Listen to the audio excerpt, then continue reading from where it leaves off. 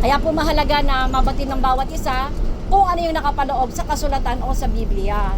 Dahil po nakatakda sa tao ang mamatay minsan, tapos ay mayroon ng tinatawag na paghukom. Para pong ikaw, kung ikaw po ang pangalan mo ay Esther, tapos ikaw po ay may bahay, yung bahay mo po, hindi naman yung si Esther. Yung bahay na yun ay tirahan lamang ni Esther. Ganyan po yung kalagayan natin. Tayo po ay tao na may mga espiritu sa loob ng ating katawan. Pero ang tanong, bakit sinabi ng Panginoon kailangan maisilang muli ang tao? Sabi po ng Efeso chapter 2, 1 and 5, patay ang espiritu ng tao dahil sa gawain ng kasalanan at pagsuway. Ibig sabihin, dahil patay ang espiritu ng tao, hindi talaga siya makakagawa ng magandang kaugnayan sa Diyos dahil patay ang kanyang espiritu. Ngayon, ano naman po ang kalagayan ng taong may patay na espiritu? Ang tao po, pagpatay ng espiritu, katulad po ng mga pamunuan natin sa gobyerno, ang lawak po, kahit po huling-huli na itatatwa pa. Kasi po, patay ang kanilang espiritu, wala silang kaugnayan sa ating Diyos na buhay. Wala silang relasyon, hindi nila alam yung liwanag ng katotohanan, kaya sila'y nabubuhay sa kasinungalingan. Yan po ang kalagayan ng mga tao may patay na espiritu. Asang-hasa sila sa pagsisinungaling, mapagmataas, mapagmalaki, makasarili, makaako, mga mainggitin, mga suwail sa magulang, mga lapastangan, mga walang utang na loob. Yan po ang kalagayan ng mga tao may patay na espiritu. Mabisyo. Nagdaan ng Pasko, ang kasama lasingan, inuman, nagsusugal. Yung iba sira mga relasyon. May mga babae, nambababae o nanlalaki.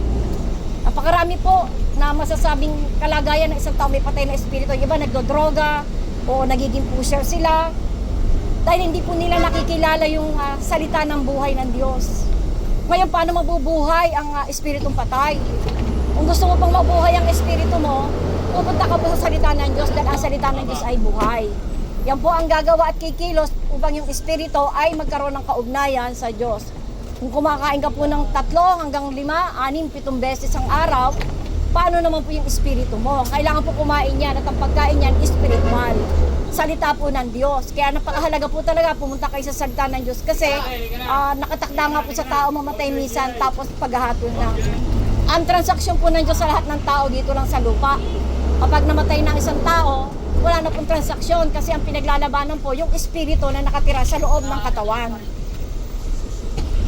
Narinig nyo na rin po yung pananampalataya. Ano ang pananampalataya? Saan siya galing? Sino siya? Bakit siya mahalaga? Sabi pang pananampalataya, kapanatagan ng mga bagay na inaasahan at hinihintay ng may katiyakan. Wala po siyang kaibahan sa isang farmer. Meron siyang binhi, itatanim niya. Pag naitanim niya po ito, tutubo yan. Maasa siya na yan ay magbubunga at siya'y aani. Ganyan po ang pananampalataya na meron tayo para sa Diyos na buhay. Kapag ka po sumampalataya ka, nagkaroon ka ng tunay na buhay na pananampalataya at kaugnayan sa Diyos, ikaw po ay magkakaroon ng buhay na walang hanggan. Saan galing ang pananampalataya? Mula po sa langit, ibinaba ang pananampalataya, si Kristo Jesus po yan.